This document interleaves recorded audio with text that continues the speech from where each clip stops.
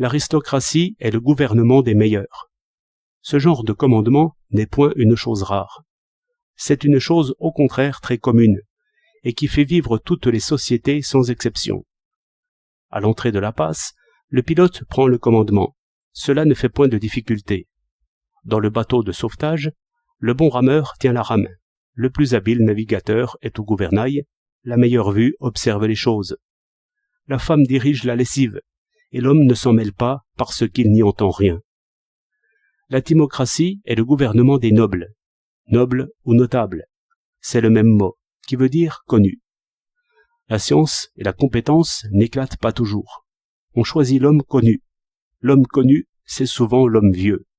L'homme vieux peut avoir été fort capable, et ne l'être plus. Mais il est orné d'une longue approbation. Et fort souvent, on tient compte de ceci, qu'un homme à ses 20 ans était le meilleur de ceux de son âge. Il faut dire aussi que le sérieux, les bonnes mœurs, l'exactitude dans les choses faciles, donnent une réputation qui n'est ni toute fausse, ni toute vraie. On comprend que la timocratie remplace en bien des cas l'aristocratie, et ne la vaut point.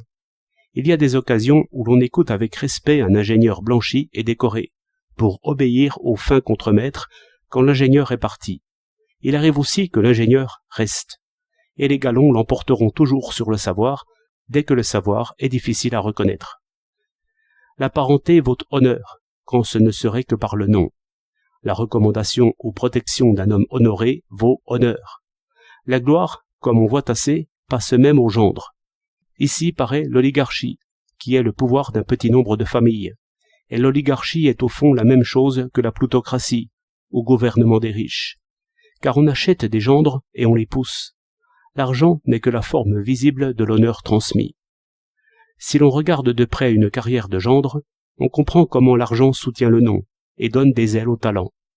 L'ingénieur épouse la fille de l'actionnaire et prend une avance immense sur ses égaux. Sans compter que, plus directement, l'homme riche s'entoure d'hommes de talent qui le grandissent et qui le poussent. Le tissu plutocratique est très serré, très compliqué, très caché. Il est faux de dire qu'un imbécile chargé d'argent arrive jamais à un pouvoir quelconque. Ce qui est vrai, c'est que l'argent orne le talent, l'assure et l'élève sur le pavois. La plutocratie travaille et organise.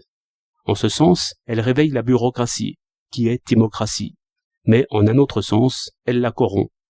Lisez sur ce sujet les procès-verbaux de la commission d'enquête, qui font comprendre quelque chose par l'analyse des décombres plutocratiques. Quelque chose, non pas tout, car une entreprise prospère est toute cachée et impénétrable.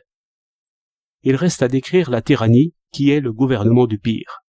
La tyrannie, comme dit Platon, est le pouvoir exercé dans la ruche par le grand frelon, animal brillant, bruyant, gourmand et paresseux, qui rassemble autour de lui la masse des frelons vulgaires et s'en fait une garde.